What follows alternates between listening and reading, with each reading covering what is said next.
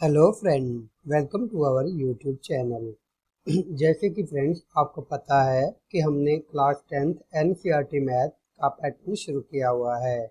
कल हमने जो क्वेश्चन किए थे वो पहले दो क्वेश्चन किए थे 1.1 एक्सरसाइज के। ठीक है, तो आज हम क्या करेंगे, जो नेक्स्ट क्वेश्चन रहते हैं उनको आज हम ट्राई करेंगे।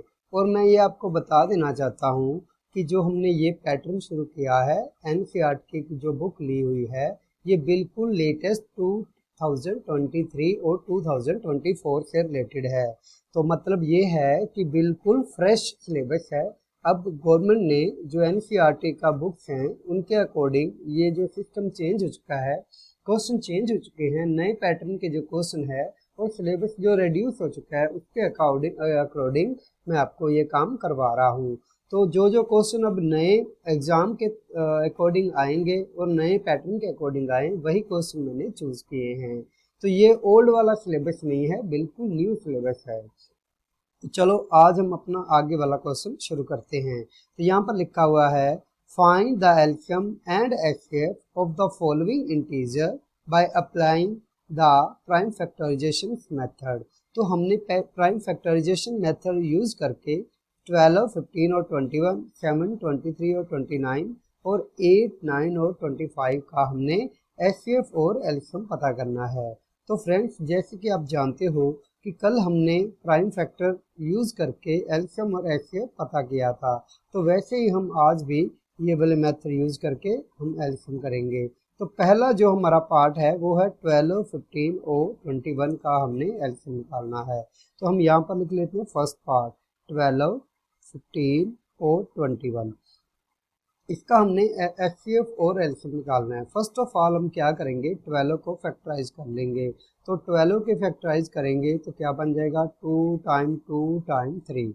तो आपको कल मैंने करवाया था कि किसी भी फैक्टर बनाने हो तो उसको कैसे यूज़ करते हैं।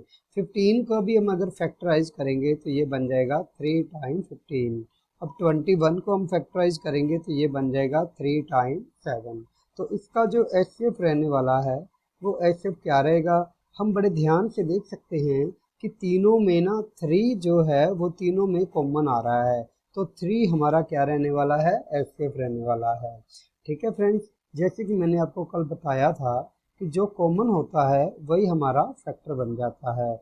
जैसे हम यहाँ पर चूज कर सकते हैं, ये देखो ये वाला 3 जो है वो तीनों में ही कॉमन है, तो वो हमारा एचसीएफ होता है। तो जो एलसीएम होता है हमारा, वो क्या होता है, वो एक तीनों में जो कॉमन है एक बार उसे लिख लेना होता है और बाकी जो कॉमन नहीं है उनको लिख लेना होता है। जैसे फर्स्ट लाइन में देखो 2 टाइम 2 आ जाएगा हमारे पास, सेकंड लाइन में हमारे पास कॉमन को छोड़ के 5 बचता है और थर्ड टाइम हमारे पास कॉमन को छोड़ के कितना बचता है, 7। तो अब हम इसको मल्टीप्लाई कर देंगे तो कितना आ जाएगा, मल्टीप्लाई करने पर ये आ जाएगा 3 2 जा 6, 6 2 जा 12, 12 5 जा 60, 67 जा 420। तो ये हमारी वैल्यू रह जाएगी। ठीक है फ्रेंड्स, उसके बाद हम नेक्स्ट वाला क्वेश्चन देखते हैं कि उसमें क्या बोला गया है। उसमें है 17, 23 एंड 29। हाँ जी फ्रेंड्स, जो हमारा दूसरा पार्ट है वो रहने वाला है 17, 23 और 29। तो हम क्या करते हैं, 17, 23 और 29 को हम ये वाली जो स्टेटमेंट है इसको नीचे लिख के हम इसको सॉल्व कर देते हैं। जैसे कि देखो अब हमें दिया हुआ है दूसरे हमारे पार्ट में 17, 23 और 29, इन तीनों का हमने एचसीएफ और एलसीएम फाइंड आउट करना है। तो हम क्या करेंगे, सबसे पहले तो हम 17 को फैक्टराइज करेंगे। तो हमें पता है 17 इज ए प्राइम फैक्टर, ये प्राइम नंबर होता है तो इसका फैक्टर बन जाएगा 17 टाइम्स 1। 23 भी हमारा प्राइम फैक्टर है तो इसका हो जाएगा 23 टाइम्स 1। 29 भी हमारा प्राइम फैक्टर है तो ये क्या बन जाएगा हमारा 29 टाइम्स 1। तो हम इसका एचसीएफ निकालेंगे तो वो हमारा एचसीएफ जो रहने वाला है, हम देख सकते हैं इसमें कुछ भी कॉमन नहीं है 1 के अलावा, तो हमारा 1 क्या आ जाएगा, एज ए एचसीएफ हो जाएगा। तो हम आगे बात करें एलसीएम की, तो एलसीएम में ये होता है जो जो एचसीएफ आया है वो लिख लेना होता है एक, तो बाकी जो नॉन कॉमन फैक्टर हैं वो हमने लिख लेने होते हैं। जैसे 17, 23 और 29, अगर हम इन तीनों का प्रोडक्ट करेंगे तो हमारे पास वैल्यू आ जाएगी 1 1 3 3 और 9। तो ये हमारी वैल्यू रहने वाली है। इसी तरह तो हम कह सकते हैं कि हमारी जो वैल्यू निकल के आई है वो क्या आ जाएगा, 11339। ये हमारा एल्सियम हो जाएगा। और एचसीएफ हमारा क्या रहने वाला है, 1, क्योंकि हम देख सकते हैं कि इनमें कुछ भी कॉमन नहीं आ रहा। इसी तरह हम आगे अपना थर्ड पार्ट देखेंगे, उसमें क्या लिखा हुआ है। थर्ड पार्ट में हमें बोला गया है कि जो हमारा 8, 9 और 25 इन तीनों का हमने क्या करना है, एल्सियम और एचसीएफ फाइंड आउट करना है। तो सबसे पहले तो हम यहाँ पर अपना नोट कर लेंगे कि हमारी थर्ड पार्ट में लिखा क्या गया है, 8, 9 और 25। तो फ्रेंड्स, जैसे आप जानते हो, अगर हम 8 को फैक्टराइज करते हैं तो इसकी वैल्यू रहने वाली है 2 टाइम 2 टाइम 3, मतलब 2 को 3 टाइम हमें लिखना पड़ेगा। और 9 को लिखेंगे तो ये 3 टाइम 3, यहाँ पर हम 1 भी लिख सकते हैं और यहाँ पर भी हम 1। 25 को हम लिखेंगे तो आ जाएगा 5 टाइम 5 टाइम्स 1। इसमें भी फ्रेंड्स हम देख सकते हैं कि हमारी जो वैल्यू रहने वाली है, जो एचसीएफ रहने वाला है, क्योंकि इसमें हमें 1 के अलावा 1 को अगर छोड़ दिया जाए तो कुछ भी कॉमन दिखाई नहीं दे रहा। तो हमारा जो एचसीएफ रहने वाला वो कितना आ जाएगा, 1। अगर हम आगे बात करें एल्शियम की, तो वो हमारा क्या रहने वाला है, तो जो हमारे एल्शियम की वैल्यू है वो रहने वाली है हमारी 1। तो एज इट इज़ आ जाएगा क्योंकि ये तो एचसीएफ है। बाकी जो नॉन कॉमन फैक्टर हैं वो लिख लेंगे, जैसे 2 टाइम 2 टाइम 3, आगे क्या लिखेंगे 3 टाइम 3, और आगे लास्ट में लिखेंगे 5 टाइम 5। तो इनकी वैल्यू जो रहने वाली है वो कितनी रहने वाली है, अगर हम इन सभी को मल्टीप्लाई कर देंगे तो जो हमारी वैल्यू है वो रहने वाली है हमारी 1800, यानी कि 1800 हमारा एल्शियम रहने वाला है। तो फ्रेंड्स, ये थे हमारे एल्शियम और एचसीएफ के तीनों पार्ट, जो हमें बोला गया था कि प्राइम फैक्टर के मेथड से हमें एल्शियम और एचसीएफ पता करना है। उसके बाद हम अगला क्वेश्चन देखें तो उसमें हमें क्या बोला गया है। उसमें हमें बोला गया है, हम पढ़ लेते हैं कि हमें गिवन दिया गया है एचसीएफ हमारे पास 306 और 657 का 9 है, और एल्शियम हमने पता करना है। तो ये बहुत ही ज़्यादा इम्पोर्टेंट और अच्छा क्वेश्चन है, क्योंकि इसमें हमें एक ट्रिक भी पता चलेगा जो एल्शियम और एचसीएफ के रिगार्डिंग होता है। तो चलो फ्रेंड्स, हम इस क्वेश्चन को सॉल्व करते हैं। जैसे कि फ्रेंड्स हमें दिया गया है कि जो एचसीएफ है, ऐसे लिखा हुआ है कुछ, जो एचसीएफ है हमारा 306 और क्या लिखा हुआ है 657, इसका जो एचसीएफ है हमें 9 दिया गया है। और जो एल्शियम है हमारा, वो ही इन दोनों नंबर का ही कितना दिया हुआ है हमारे पास, दिया नहीं हुआ, वो हमें फाइंड आउट करना है। तो फ्रेंड्स, मैं आपको बता देना चाहता हूँ कि एक ट्रिक्स होता है, जैसे कि आपको पता होना चाहिए कि जो एचसीएफ होता है, अगर हम उसको मल्टीप्लाई कर दे एल्शियम की तो वो इक्वल हो जाता है ए टाइम बी। अब बात आती है ए और बी की। ए और बी क्या होता है, इसमें आप ध्यान से देखो, दोनों ही एलसीएम और एचसीएफ में जो ब्रैकेट में फर्स्ट डिजिट है इसको हम ए का नाम देंगे, और जो इसमें सेकंड डिजिट है इसको हम बी का नाम देंगे। ये हमें दिखाई दे रहा है, ये हमारा बी हो जाएगा, ये दोनों में कॉमन ही होगा। तो इस तरह से हमारा क्या बन जाएगा, 306, सॉरी, इसमें हम क्या लिखा, हाँ जी, ए की वैल्यू हम इधर लिख लेंगे 306, और एल्शियम बी की वैल्यू जो हमारी है वो हमारी हो जाएगी 657, इक्वल टू एचसीएफ की वैल्यू हमें दी हुई है 9, और एल्शियम हमें पता करना है तो वो हम एज इट इज लिख लेंगे। अब जबकि हमने एल्शियम की वैल्यू पता करनी है तो ये जो 9 मल्टीप्लाई में पड़ा है वो उधर जाके डिवाइड हो जाएगा, मतलब 306 टाइम्स 657 डिवाइड कर देंगे हम 9 से। 9 से डिवाइड करने पर हम इसको 9 से कट कर देंगे, 9 3 जा 27, यहाँ पर हमारे पास 4 और कितना बचेगा 3 और 6, ये 36 हो जाएगा, और 9 4 जा 36 होता है। तो अब हम 34 को जब 657 से मल्टीप्लाई करेंगे तो हमारी वैल्यू रहने वाली है 22338।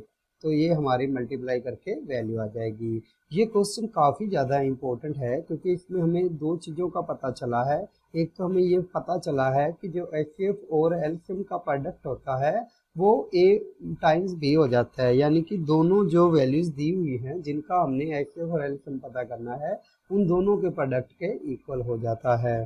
तो फ्रेंड्स ये था हमारा क्वेश्चन नंबर 4 एक्सरसाइज 1.1 के रिगार्डिंग। इसके बाद हम आगे बात करें तो नेक्स्ट क्वेश्चन की, वो हमारा क्या रहने वाला है।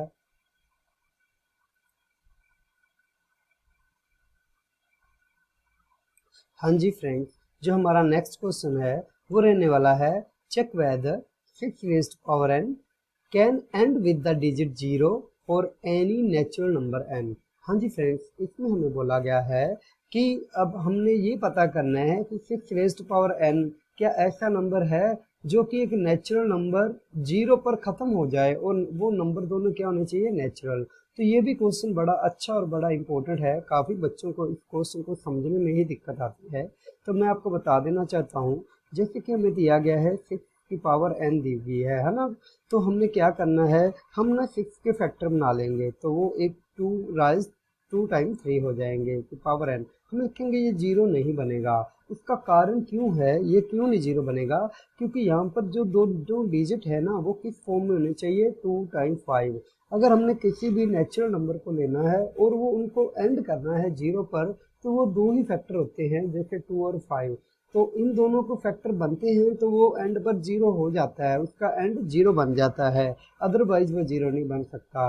हम यहाँ पर देख सकते हैं कि हमारे पास 2 टाइम 5 नहीं है, यहाँ पर हमारे पास 2 टाइम 3 आ रहा है। अगर 3 की जगह हमारे पास 5 होता तो हम कह सकते हैं कि ये जो नंबर है natural number can end with 0, तो इसकी वैल्यू 0 आ जानी थी, लेकिन अभी इसकी वैल्यू 0 नहीं आएगी। तो ये हमारे क्वेश्चन में इतना ही बताना था, हम लिखेंगे नो, ठीक है ना। ये हमारा एंड विद 0 नहीं हो रहा, ये नेचुरल नंबर एंड विद 0 नहीं हो रहा, ठीक है फ्रेंड्स। तो मुझे पूरी उम्मीद है ये आपको पता चलना चाहिए। जैसे कि आपको पता है, जब हम कोई भी स्टेटमेंट को p बाई क्यू के फॉर्म में लिखते हैं, जो क्यू नंबर है अगर उसको पूरा पूरा डिवाइड करना है तो उसके जो फैक्टर है ना वो 2 टाइम 3 होने चाहिए, तभी वो एक रैशनल नंबर कंप्लीट बन सकता है।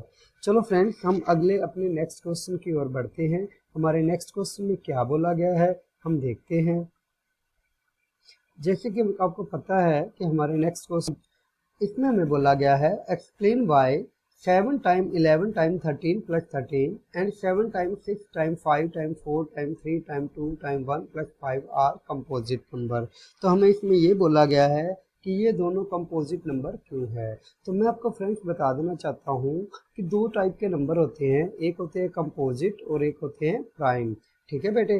तो ये इसमें हमने देखना है कि ये दोनों, ये वाली जो वैल्यू है और ये जो वैल्यू है ये कंपोजिट क्यों है, ये हमें बताना है।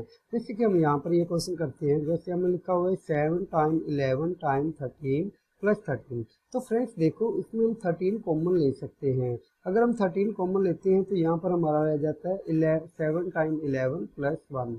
तो हम देख सकते हैं कि यहाँ पर हमारी वैल्यू जो आने वाली है वो यहाँ पर आ जाएगा 78। तो 78 के हम आगे भी फैक्टर बना सकते हैं। तो यहाँ पर हम फ्रेंड्स चेक कर सकते हैं कि जो हमारी वैल्यू है ये वो मोर देन 2 फैक्टर है, इसकी जो वैल्यू रहने वाली है मोर देन 2 फैक्टर, ठीक है ना। अगर मोर देन 2 फैक्टर हो जाता है तो उसको भी हम क्या बोलते हैं, उस नंबर को हम क्या बोलते हैं, कंपोजिट नंबर, ठीक है फ्रेंड्स। इसी तरह हमारा जो दूसरा पार्ट है उसमें हमें लिखा गया है, उसमें हमें क्या लिखा गया है, उसमें हमें बताया गया है कि अगर, जैसे कि हमें दूसरे पार्ट में बोला गया है कि 7 टाइम 6 टाइम 5, अगर हम इसको लें तो हमारी क्या वैल्यू रहने वाली है। तो फ्रेंड्स हम देख सकते हैं कि जैसे कि हमें दिया गया है दूसरे पार्ट में कि 7 time 6 time 5 time 4 time 3 time 2 time 1 plus 5। तो इसमें भी हम देख सकते हैं कि हमारा जो 5 है वो हमारा क्या होने वाला है, कॉमन रहने वाला है। अगर दोनों में हम कॉमन 5 ले लेते हैं तो बाकी हमारे पास रहने वाला है 7 time 6 time 4 time 3 time 2 plus हमारे पास क्या रह जाएगा 1।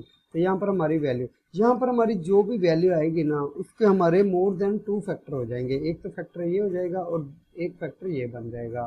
तो बस हमें ये जानना है कि जो कंपोजिट नंबर है ना वो क्या होते हैं। कंपोजिट नंबर अगर फैक्टर मोर देन 2 फैक्टर बन जाए, क्या बन जाए, मोर देन 2 फैक्टर बन जाए, तो वो हमारा कंपोजिट नंबर आ जाएगा।